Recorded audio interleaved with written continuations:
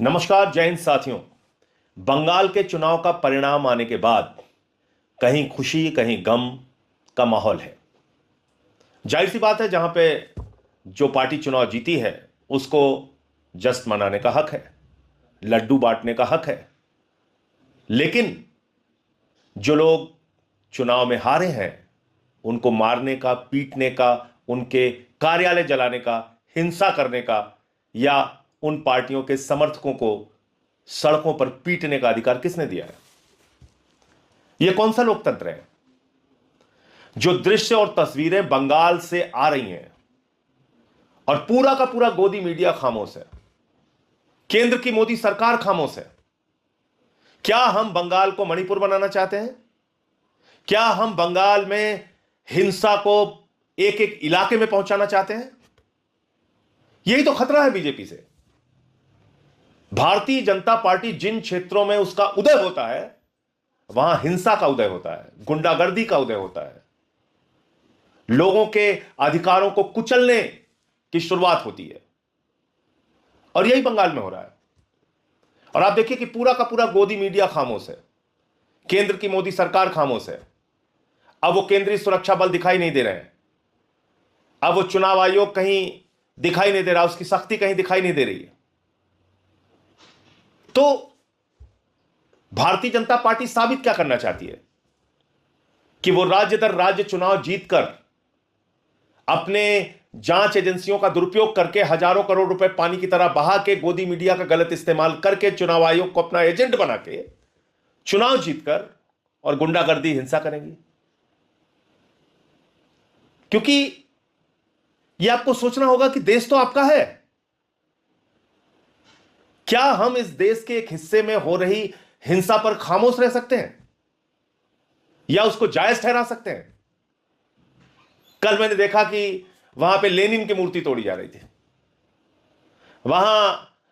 मैंने देखा कि किस तरीके से बंगाल में टीएमसी के कार्यालय जलाए जा रहे हैं, टीएमसी के कार्यकर्ताओं को दौड़ा दौड़ा के मारा जा रहा है। ममता बनर्जी की एक रिश्तेदार पोलिंग बूथ पे जा रही हैं, उनको भाजपा के गुंडे अपमानित कर रहे हैं। तो इससे बंगाल मजबूत होगा क्या? इससे यह देश मजबूत होगा क्या? इससे आपके बच्चों को शिक्षा मिल जाएगी, आपके स्वास्थ्य की व्यवस्था अच्छी हो जाएगी, देश तरक्की के रास्ते पे पहुंच जाएगा, पानी बिजली की सुविधाएं अच्छी हो जाएंगी, सड़कें बन जाएंगी। ऐसा होगा क्या? आपको रोजगार मिल जाएगा? नहीं, एक नया रोजगार आपको मिल गया, हिंसा का रोजगार, गुंडागर्दी का रोजगार, अवैध वसूली का रोजगार, तानाशाही करने का रोजगार। यह रोजगार मिल गया बंगाल में आपको। तो इसलिए मैं यह कहना चाहता हूं कि यह रोने धोने का समय नहीं है, रोने धोने और निराश होने का समय नहीं है। जब अत्याचार बढ़ने लगे तो अत्याचार से लड़ने वालों की संख्या भी बढ़नी चाहिए, अत्याचार के खिलाफ बोलने वालों की ताकत भी बढ़नी चाहिए, वरना तो यह अत्याचार असीमित हो जाएगा। मैं देख रहा था कहीं अखबारों में छपा था 70% भारत के हिस्से पर भारतीय जनता पार्टी का कब्जा हो गया। तो क्या 70% हिस्से पर नहीं, मैं मान लीजिए 100% हिस्से पर भी भारतीय जनता पार्टी का कब्जा हो जाए तो उसको गुंडागर्दी करने का लाइसेंस मिल जाता है। फिर इस देश में लोकतंत्र खत्म हो गया, फिर इस देश में हिटलर का राज आ गया।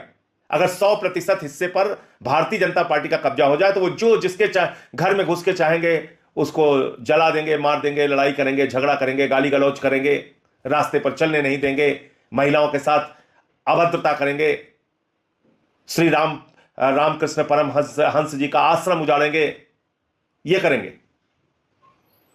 तो इसलिए मुझे लगता है कि ये रोने धोने निराश होने का समय नहीं है, बल्कि इनसे और लड़ने की रणनीति बनाने का वक्त है।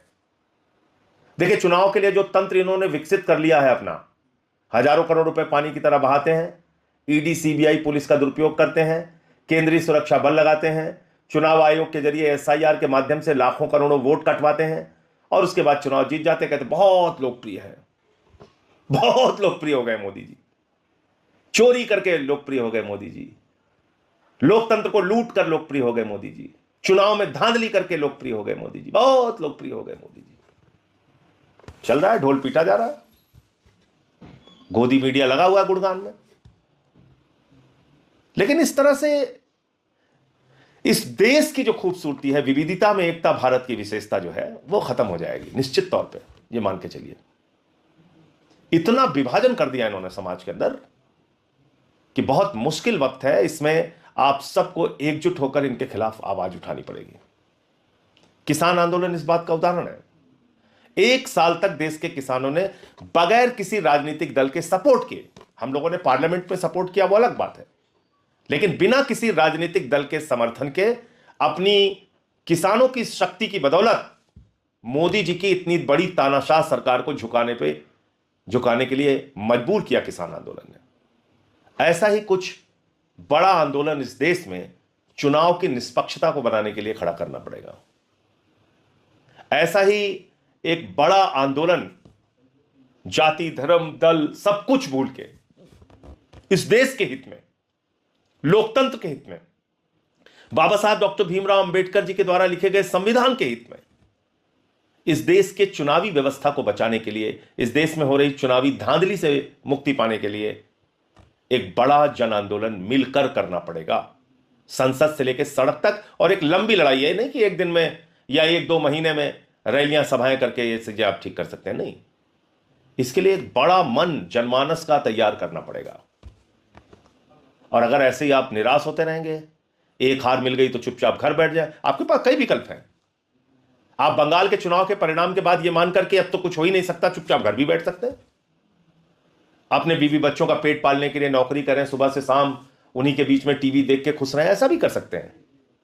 लेकिन ये आपको खुश नहीं रहने देंगे, कभी महंगाई से मारेंगे, कभी कोई अभद्रता करके आपको अपमानित करेंगे, कभी किसी इलाके में घुस के गुंडागर्दी करेंगे, तो वो सब कुछ होगा।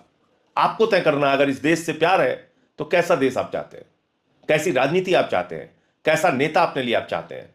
वो जो शिक्षा, स्वास्थ्य, बिजली, पानी, रोजगार, सड़क की बात करें, या वो जो कहे कि हमें शमशान बनाना है गांव गांव में, जो ये कहे कि हम तो मछली खा रहे हैं इसलिए हमको वोट दे दो, मुजरा जैसे शब्दों का इस्तेमाल करें, कहे कि हम तो कपड़े देख के पहचान लेते हैं, जिसके राज में लाखों करोड़ रुपए का लोन अपने चंद पूंजीपति मित्रों को दे दिया जाए, जिसके राज में देश की तमाम लाखों करोड़ की संपत्तियां अपने एक दोस्त को दे दी जाए, और उसके बावजूद हमें किसी बात पे गुस्सा नहीं आता। आपको 2-3 चीजें करना पड़ेगा। ये गोदी मीडिया का तो मिलकर आपको बहिष्कार करना पड़ेगा इसका एकदम से। जब तक आप ये गोदी मीडिया के टीवी चैनल देखते रहेंगे, आपका मानस स्वस्थ हो ही नहीं सकता, आपका मन ठीक हो ही नहीं सकता, क्योंकि इतनी नफरत आपको परोसी जा रही है, दिन रात आपके दिमाग में झोंकी जा रही है। और देश का माहौल खराब कर दिया गोदी मीडिया ने। आपको रणनीति बनानी पड़ेगी कि कैसे चुनाव निष्पक्ष हो इस देश के अंदर, कैसे लोकतंत्र के अंदर अपनी भागीदारी जनता ईमानदारी से सुनिश्चित कर सके। आप देखिए, तमिलनाडु में 1 सीट मिली है बीजेपी को, सिर्फ 1 सीट, क्योंकि वहां जानते थे कोई धांधली करेंगे तो पकड़े जाएंगे। केरल में 3 सीट मिली है, क्योंकि जानते थे वहां धांधली करेंगे तो पकड़े जाएंगे। तो उन राज्यों में इन्होंने कुछ नहीं किया। तो आपके पास, जैसा मैंने कहा कि कई तरह के ऑप्शन हैं, कई तरह के विकल्प खुले हुए हैं। एक विकल्प ये भी है कि इन सब परिस्थितियों को देख के आप आंख पर पट्टी बांध के चुपचाप घरों पर बैठ जाइए, या फिर सड़कों पर निकलकर इनके खिलाफ आवाज उठाइए, सोशल मीडिया के जरिए आवाज उठाइए, या फिर आप कुछ ना कुछ तो 10 मिनट देश के बारे में सोचिए और क्या बेहतर कर सकते हैं वो सोचिए। अगर आपको लगता है कि इस प्रकार की हिंदू मुसलमान की राजनीति, हिंसा की राजनीति, जातियों के बीच में भेद पैदा करने की राजनीति अच्छी है देश के लिए, तो फिर ठीक है, फिर तो जैसा चल रहा है वैसे चलेगा। आप बेरोजगारी की मार झेलते रहेंगे, किसानों को उनके फसल का दाम नहीं मिलेगा, अग्निवीर की योजना के जरिए आपका हक मारा जाएगा, देश के चंद पूंजीपतियों के हाथ देश का सौदा किया जाएगा, काला धन लूट लूट के इस देश से लोग फरार हो जाएंगे। ये तो होता रहेगा, महंगाई आसमान पे जाएगी, और इन सब के बावजूद ये बताया जाएगा कि महामानव है, महामानव है, महामानव है, और उसके राज में आप चुप रहिए और खुश रहिए।